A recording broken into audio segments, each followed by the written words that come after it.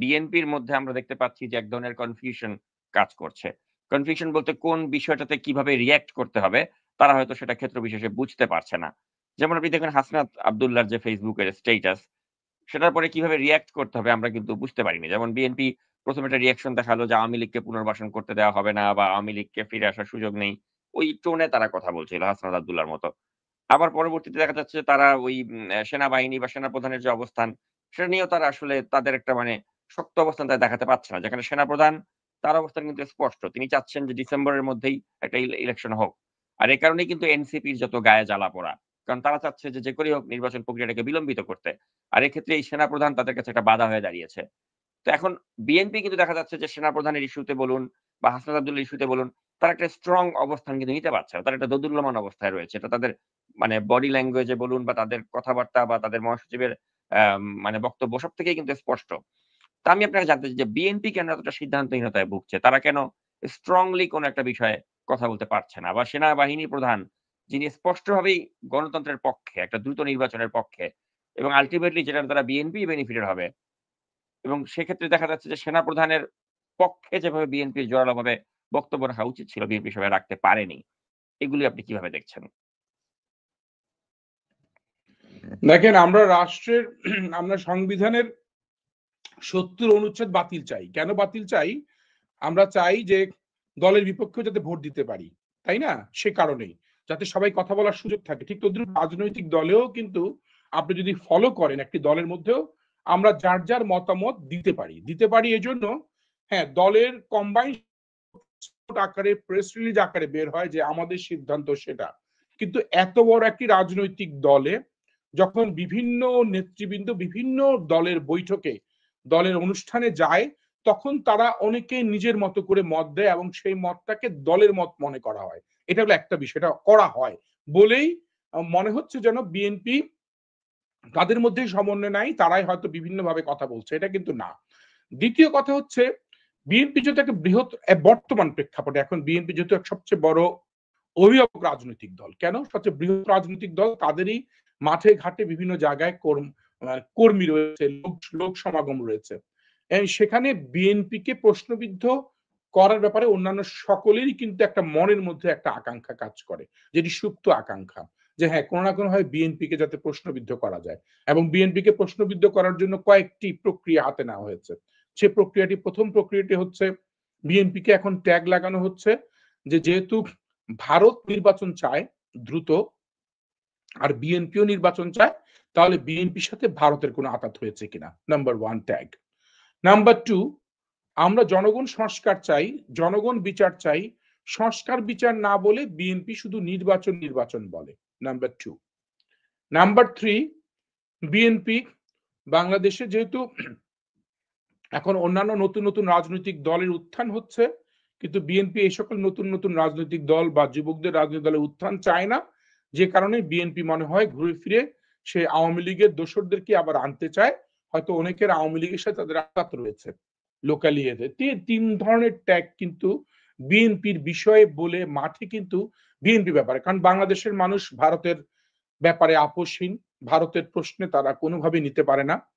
বাংলাদেশের মানুষ বর্তমানে আওয়ামী লীগকে কোনোভাবেই গ্রহণ করতে পারে না, এবং বাংলাদেশের মানুষ কোনোভাবেই বিচার এবং সংস্কারের বিপরীতে চিন্তা করতে পারে না। এখন কিন্তু বাংলাদেশের মানুষ এই তিনটা জিনিসে খুব কিন্তু সিরিয়াস, বুঝতে হবে।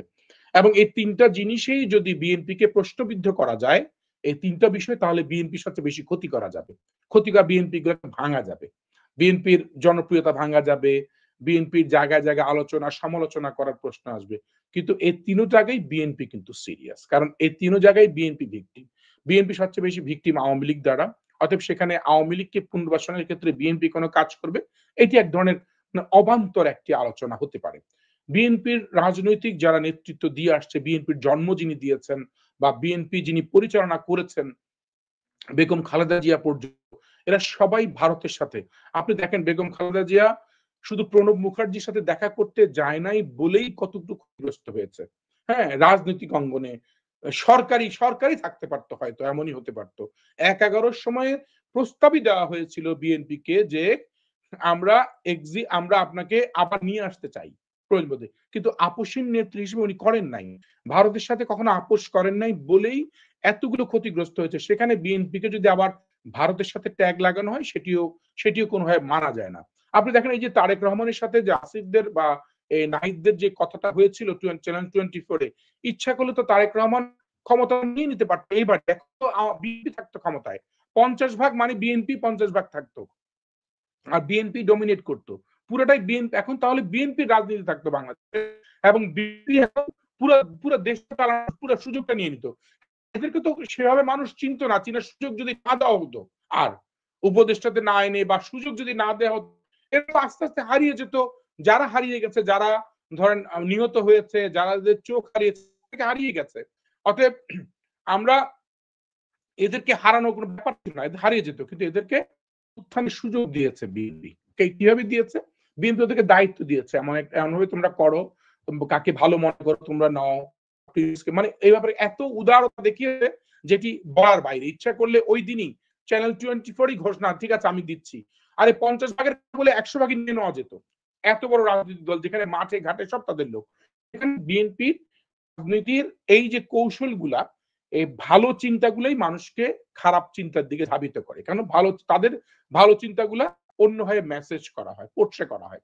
এখানে বলতে পারেন বিএনপির নেতৃত্বের দুর্বলতা রয়েছে। কারণ বিএনপির নেতারা এই বিষয়গুলোকে খুব একটা সুন্দরভাবে বিশ্লেষণ করতে পারে না, সক্ষম হয় না যে হ্যাঁ, আমরা জাতির কাছে এই সমস্যা, এই যে আমি যে সমস্যাগুলো বললাম যে 3টি টেক দেওয়া হয়েছে, এই সত্যি তো দেওয়া হচ্ছে, তাই না? মাঠে খুব স্পষ্টভাবে দেওয়া হচ্ছে, কিন্তু এই 3টি বিষয় বিএনপি খুব স্পষ্ট করে বলে না। হ্যাঁ, লালন করে, পোষণ করে, বিএনপি জানে যে কি করতে হবে, কিন্তু তারপরও তারা করতে ব্যর্থ হচ্ছে, এটি আপনি বলতে পারেন। কিন্তু বিএনপির ব্যাপারে আমি যে কথাগুলো বললাম, বিএনপির রাজনৈতিক এবং সাংগঠনিক এই দুইটির কাঠামোকে একটি জায়গায় নিয়ে এসে কাজ করা উচিত। কারণ আমরা তো আমাদের এই অনুষ্ঠানে আমরা রাজনৈতিক বিষয় শেষের দিকে কয়েকটা কথা বলি, এবং এই শেষের দিকে আমার দৃষ্টিতে যেটি হচ্ছে, সেটি বিএনপির রাজনৈতিক কনসেন্ট্রেশনটা খুব বেশি দেয়া দরকার।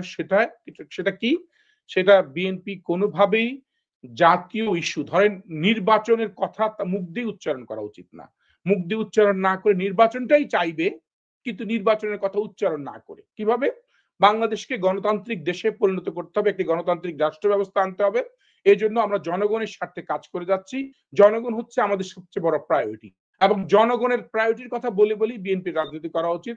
সেখানে যে জাতীয় ইস্যু নিয়ে যে ডিবেট গুলো চলছে, সেই ডিবেটের মধ্যে বিএনপি না থেকে বিএনপি এখন অভিভাবকের জায়গায় থাকা উচিত।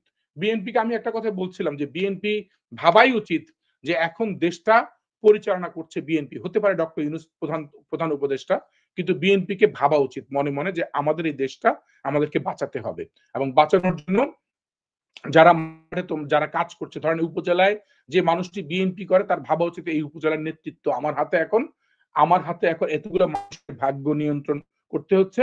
আমি যাতে সৎভাবে, আল্লাহ যাতে আমাকে সেই সুযোগটা দেয়, আমি সৎভাবে এই মানুষের এই আমানত গুলা, মানুষের যাতে কোনোভাবেই মানুষের ক্ষতি করে এমন কোনো কিছু যাতে না হয়, এই মর্মে। অর্থাৎ বিএনপির পলিটিক্যাল কিছুটা স্টাইল এখন চেঞ্জ করা উচিত। সেই স্টাইলটা হওয়া উচিত বাংলাদেশের এই জাতীয় যে ইস্যু নিয়ে যে ডিবেট গুলা, সেই ডিবেট গুলা তারা করতে থাকুক। কারণ যারা ডিবেট গুলা করে, আমি দেখেছি ডিবেট কারা করছেন। আপনি ডিবেট গুলো, ম্যাক্সিমাম ডিবেট গুলো আসছে এই সোশ্যাল মিডিয়ার মাধ্যমে এবং সোশ্যাল মিডিয়া স্ট্যাটাসের মাধ্যমে। যদিও এগুলা প্রচুরভাবে ছড়াচ্ছে, প্রচুরভাবে যাচ্ছে, এবং সেখানে বিএনপি কোনো ছোটখাটো কোনো স্টেটমেন্ট কোথাও কেউ দিলেই সেটাকে বেশি প্রচার করা হচ্ছে না। বিএনপি তো আওয়ামী লীগকে আবার চায়, বিএনপি তো ভারতের সাথে আতাত করে ফেলেছে, বিএনপি তো সংস্কার চায় না, বিচার চায় না, বিএনপি শুধু নির্বাচন চায়। এই কথাগুলো বলে বিএনপির ভাগ্য, বিএনপির পরিকল্পনা এবং বিএনপির যে সুনির্দিষ্ট লক্ষ্য, সেগুলোকে তারা অন্যদিকে ধাবিত করার চেষ্টা করছে। কিন্তু আশা করছি যে বিএনপি অন্যদিকে ধাবিত হবে না, বিএনপি সঠিক পথেই থাকবে, এবং বিএনপির এই সঠিক পথে থাকার জন্য শুধুমাত্র আমাদের যারা নেতৃত্ব দিচ্ছে বিএনপির, সেই নেতৃত্ব দেওয়া লোকগুলোর কথা বলার ধরন, কথা বলার খুব বুঝে শুনে কথা বলতে হবে। প্রয়োজন নাই সবসময় এই একই কথাগুলো, ডিবেটের কথাগুলো নিয়ে মানুষকে আবার পুনরায় তাদেরকে প্রশ্নবিদ্ধ করার জায়গায় নিয়ে আসা।